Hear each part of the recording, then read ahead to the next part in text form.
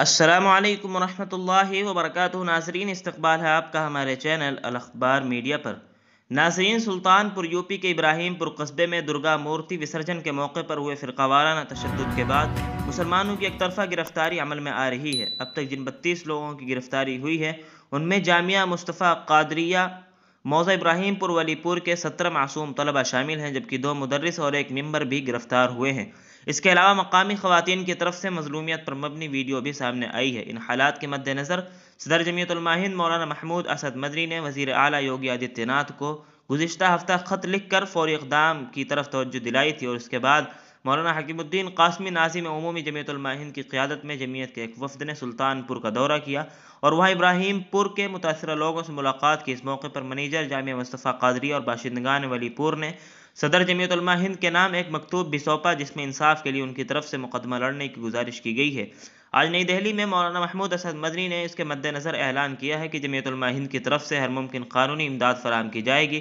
مدرسے کے زیر تعلیم نوعمر طلبہ کی گرفتاری پر ہمیں افسوس ہے، نیز یہ بھی حیرت کی بات ہے کہ اب تک صرف یک طرفہ گرفتاری ہوئی ہے۔ اہلیان ابراہیم پور کی گزارش پر ہم ان کے ساتھ کھڑے ہیں اور جو بھی بے قصور نظر زندہ ہوئے ہیں ان کی قانونی طور سے مدد کی جائے گی انشاءاللہ۔ دریا اثنا ناظم عمومی جمعیت علماء ہند مولانا حکیم الدین قاسمی نے اپنے دورے کی تفصیل بتاتے ہوئے کہا کہ مولانا ذاکر اشرفی استاذ جامعہ مصطفیٰ قادریہ ابراہیم پور کے رہنے والے جناب شاہد بھائی، امجد بھائی وغیرہ سے جمعیت کے وفد نے سلطان پور شہر میں ملاقات کی۔ ان مقامی ذمہ داروں نے بتایا کہ مورتی وسرجن کے دن مغرب کی نماز کے وقت دوسرے مذہب کے لوگوں نے جلوس کے ساتھ مسجد کے سامنے مورتی لا کر رکھ دی اور پھر گیٹ کے سامنے بیٹھ گئے اور منع کرنے پر گالی گلوچ کرنے لگے۔ آدھا ایک گھنٹے تک ان کو سمجھانے کی کوشش کی گئی لیکن انہوں نے ہماری کوئی بات نہیں سنی، پھر معاملہ فرقہ وارانہ تشدد میں بدل گیا۔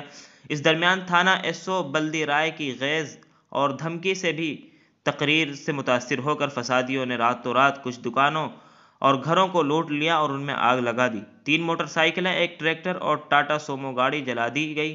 تھانہ ایس او امریندر سنگھ بلدی رائے نے ان ثبوتوں کو مٹانے کے لیے رات ہی میں JCB بلا کر صفائی کرا دی۔ اس درمیان پولیس انتظامیہ نے 86 افراد کے خلاف نامزد اور 150 نامعلوم افراد کے خلاف FIR درج کی ہے۔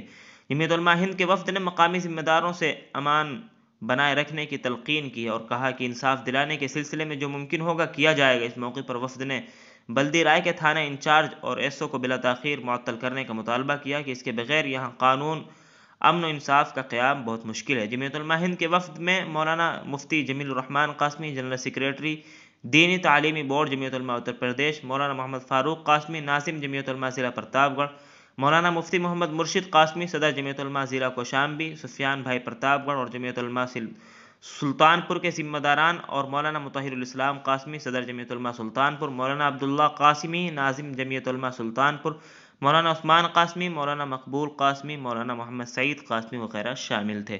ناظرین، اس خبر کے متعلق آپ کی کیا رائے کمنٹ باکس میں ضرور لکھیں، ویڈیو کو لائک اور شیئر کر دیں۔ اس طرح کی اور بھی ملی و ملکی خبریں حاصل کرنے، مدارس اور علماء کے متعلق ہر خبر سے باخبر رہنے کے لیے ہمارے چینل الاخبار میڈیا کو سبسکرائب کر دیں، بیل آئیکن ضرور دبا دیں۔ شکریہ، والسلام علیکم ورحمۃ اللہ۔